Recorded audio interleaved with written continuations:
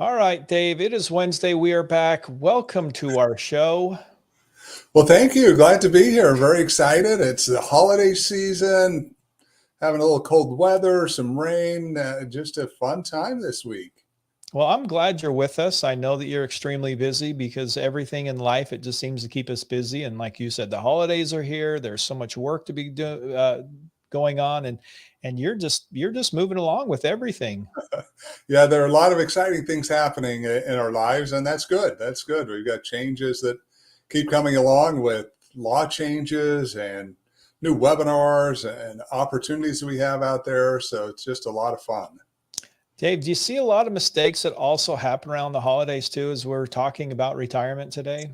Yeah, it's a four-letter word that starts with a D. It's called debt. We have way too many people that overspend during this time of year and ends up creating havoc for them, even during the initial months for sure the next year. So trying to pay it off, and for some may cause problems for years as they try to get themselves back out of the money they spent. And we want to make sure that we help you today get out of all of the rut that you're in, especially during the holidays, and just get thinking about the future, thinking about your retirement and what things you can do to move forward.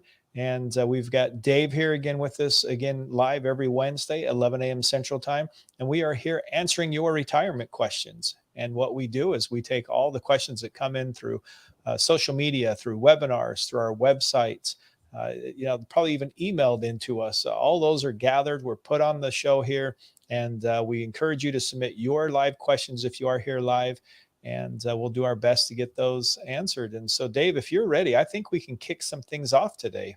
Yeah, let's do it. All right, let me get to my first one here. My first one here is from Raymond. How can a lack of income diversity affect my retirement? Raymond, the problem that you have if you have very few sources of income coming in during your retirement years, which for most people that's Social Security and hopefully some type of a deferred account for the average American of what we've seen in the past, is all of a sudden you have a down market where you're having to pull money out of that account. You've got issues, or taxes go up, and now all of a sudden you've got to pay all the taxes on that money coming out. You're going to liquidate your assets too quickly. So just like we need or asset diversity during our working years and also need into retirement, really want that income diversity. We want three or four different buckets we can pull money from. So depending on what's going on in the market and what's happening, we have the availability to mix our retirement up a little bit. Dave, how do we pick? We've got stocks, we've got bonds, we've got real estate. I mean, there's so many things out there right now. How do we make sure that we really diversify what we have? Yeah, so a lot of it comes down to what can we get that is tax-free income. That really helps give us the guidelines, because if taxes are going up, as we know they are, and if they double, as David Walker says they're going to have to, then we need to get ourselves in a position where we can get tax-free income. And now, if that's the case, then for many people that opportunity is going to shrink down, as you're going to say, okay, we've got a Roth accounts where we're going to be able to do that. We may have an annuity inside of a Roth account that'll do that. We could have some capital gains, I guess, off of real estate if we've got property that we're holding long term that may be at zero or low tax rates, and then we've got permanent life insurance that could be used. So really limiting our availability, and not that we can't still have some money because of our standard deduction and taxable or tax deferred assets, but it's really about doing good planning to figure out where these pieces should all lie. Well, Dave, thanks so much for answering that one. I'm going to get to my next one here from Barbara. How can a late life divorce impact my retirement savings? Yeah, Barbara, we just talked about this a little bit on a new webinar that we put together, the 15 mistakes that may cause you to go broke in retirement. And one of the big ones there that I talk about is divorce, because you've got a number of things that happen.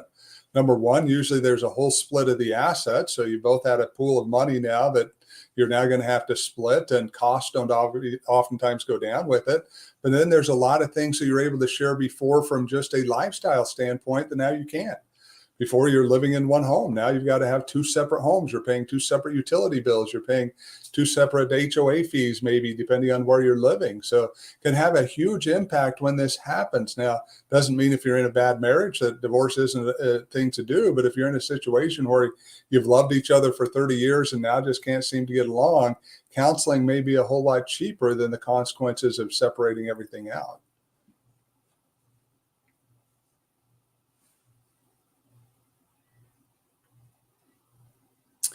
CR, I'm showing you frozen on your end. Not sure exactly what's going on over there. If maybe I'm having some internet issues or if you are today, but I am showing that you are not available at this point. So let's look and see. Not sure, folks, I may be able to guide this a little bit on my end. Usually CR runs all of the slide deck and everything. So let's see if I can get some questions in here myself and maybe help us get through the next little segment of this until he can get back in. And fortunately, I have some limitation on what I can do from my side. Looks like we don't have any general comments. Let me go. I've got some questions I can look at here.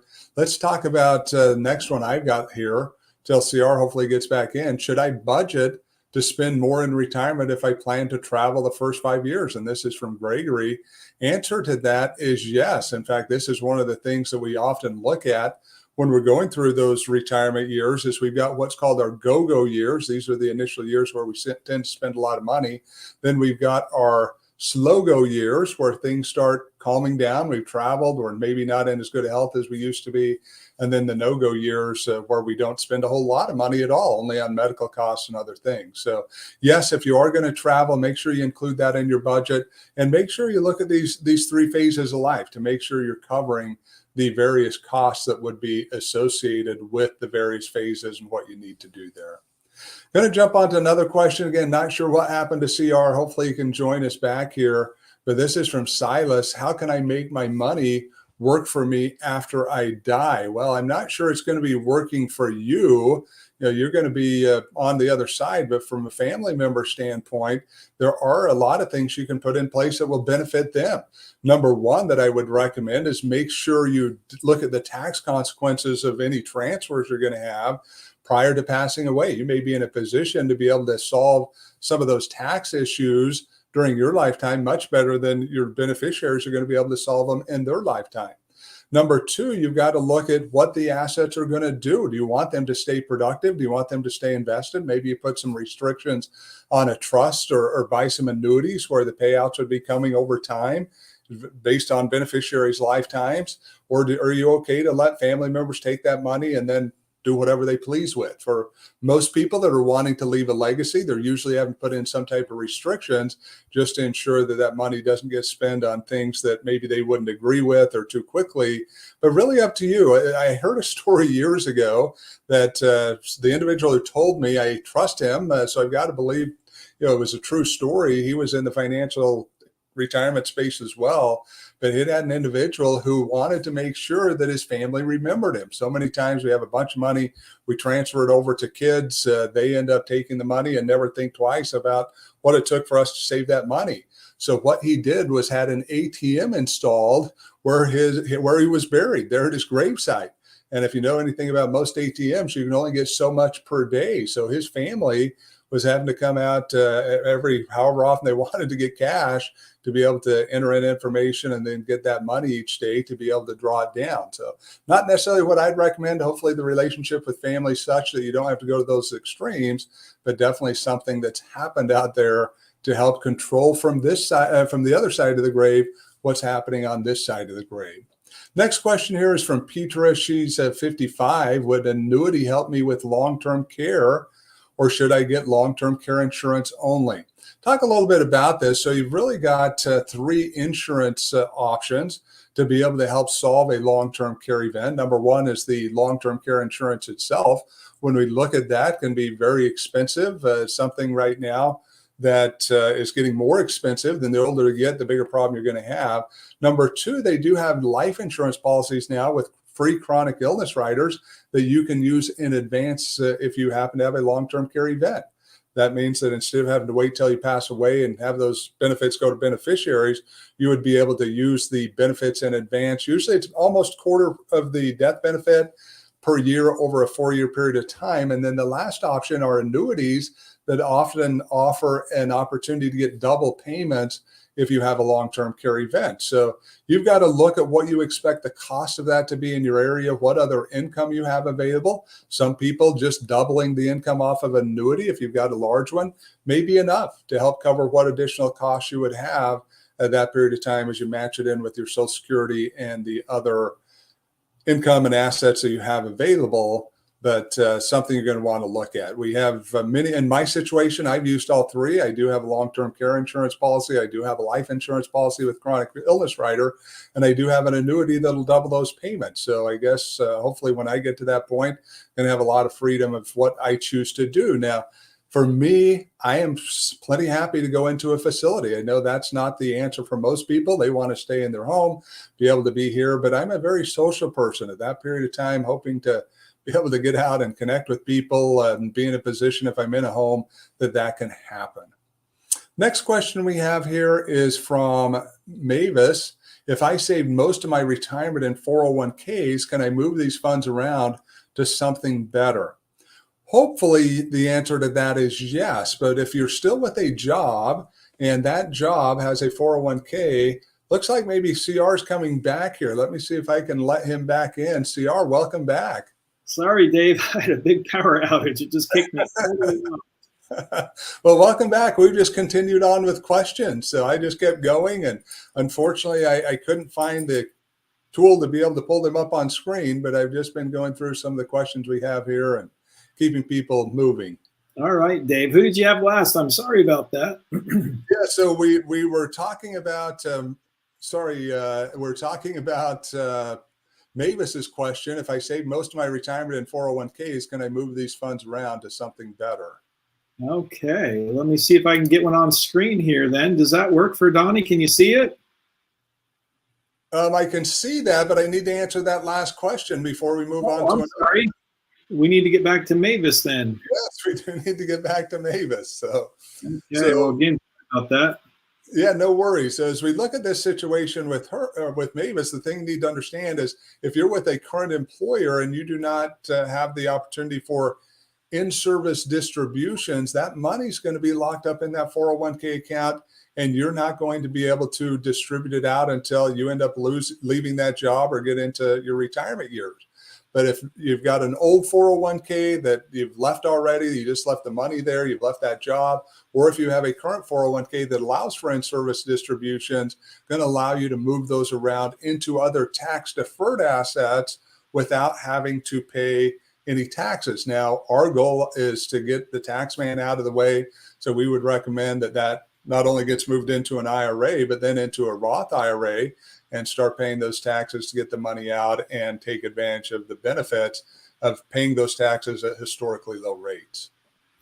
Dave, I don't know if I missed everything, but let me ask you about some 401k rollovers if I can. Yeah, absolutely.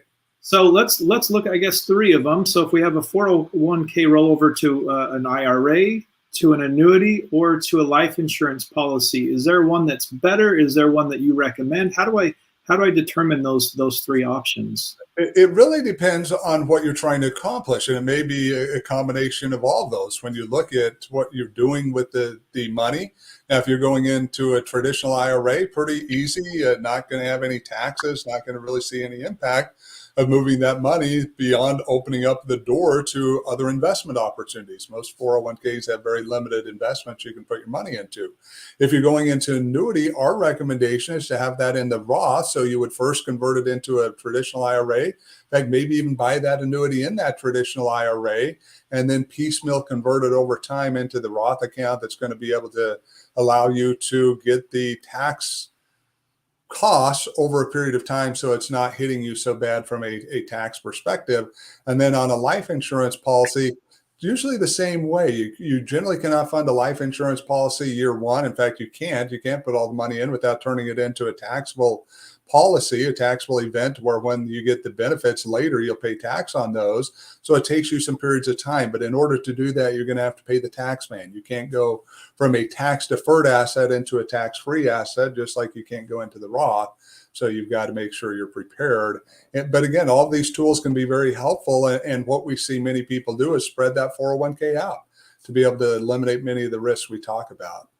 And Dave, can you roll over just a part of your 401k account as well? Yeah, yes, you can. You can roll over, as much or as little as you want to. And again, if you're doing rollovers, generally there's not a big reason to leave a bunch of money there. If you're going to move some money out, you might as well move it all. But yeah, you can do it at your pace.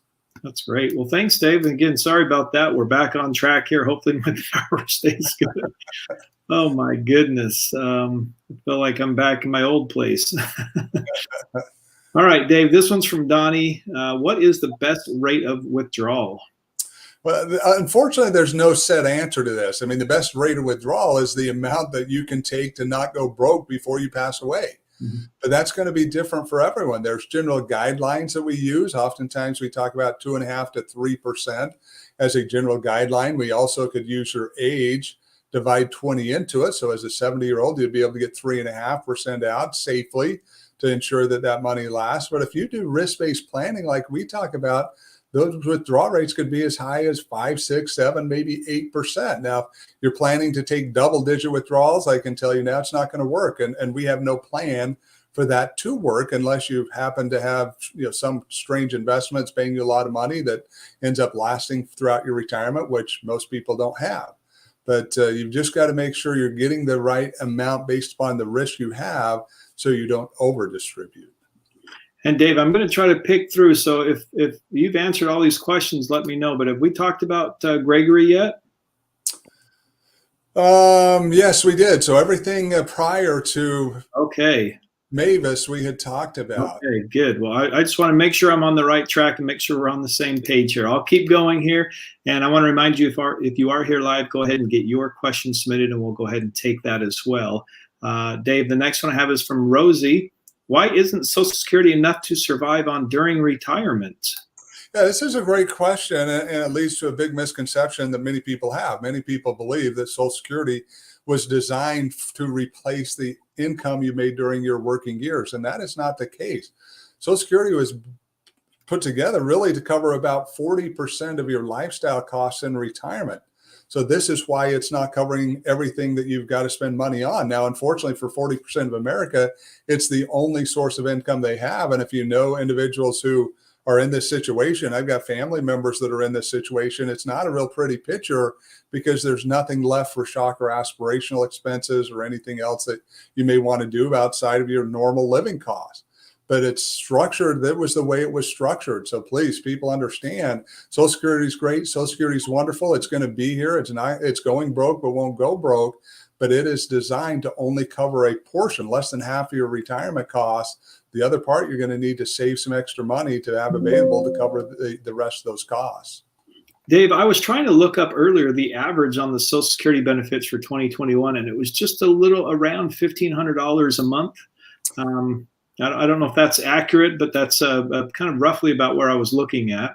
Yeah, it is. And that was for 2021. In 2022, it ended up going up to 1,600. Now for 2023, it's going to be about 1,800. So if we look at it and you think about your retirement years, if you've got any debt, especially if you've got vehicles, again, think of $1,800. That's got to pay for your Medicare premiums, which are $164.90 going into 2023. So you take that out of there. Now you're down to $1,600. That's got to cover all of your other costs. Pretty hard to be able to pay rent if you've got it, if you don't have a mortgage, to pay all the utilities, buy the food, pay for gas, all the things that a retiree has to do. Yeah, and Dave, I appreciate that because, again, I was kind of looking to say, hey, we're growing a little bit from 2021, 2022, and 2023. But even with that, like you brought up, even with that growth there, how are you still paying for housing, medical care, food? I mean, I just don't see that anybody can make that for anything just on Social Security. Well, and we talk a lot of times, CR, about the income tax rates. That's one of the things we obviously talk about. They're going up. We expect those, but they're not the only taxes going up. When you look at your property taxes, as the value of your home increases, which they've done pretty consistently since the crash in 2008, if you go through this period of time, your property taxes are going up. Maybe you're in a situation where sales taxes are going up, and definitely the hidden cost of inflation is definitely killing retirees because all of a sudden now your food costs 30 to 40% more than it did a year ago. That money's just not going to last that long. And I see a lot of people that don't really look at this. I have individuals have very large homes going into retirement and don't have a lot of income to cover those and are getting to a point that maybe they don't even have any assets. They've got a pension and Social Security, and it's like, okay, to live, that makes sense. But if you got a $900,000 home, to replace the roof, to replace the carpets, to do driveways. I mean, any of the things you're going to have to do, that's going to be a lot of money. And remember, those property taxes and insurance are going to continue to increase as well. So Yeah. what you may find is you get to a point, and I guess, people can sell a house, but you get into your 80s, you may be selling that house just to be able to get to a point you can afford to have a place to live and keep up with the maintenance and repair and tax costs. Well said, Dave. Let's get to our next question here from Jimmy. If I qualify, should I open an HSA? Absolutely, because it's one of the best things you can do to save for the healthcare costs that most of us will have in retirement. Now, that may not be why you would typically look to set up an HSA. You may be looking at saying, okay, put the money in, I don't pay tax on it, I pull it out for healthcare costs this year, I don't pay tax. It helped me currently, and it can do that. But the true benefit of all these is to not use the money now. Go ahead and save those receipts. There's no statute of limitations, but allow that to build tax-free, where you can not only, again, you put it in tax-free, you let it grow tax-free, and if you use it for healthcare costs, you get to pull it out tax-free. You want as big a pool of money as you possibly can have, because as we look at healthcare costs in retirement, for most of you, it's going to outweigh the amount of money you'll have in an HSA account.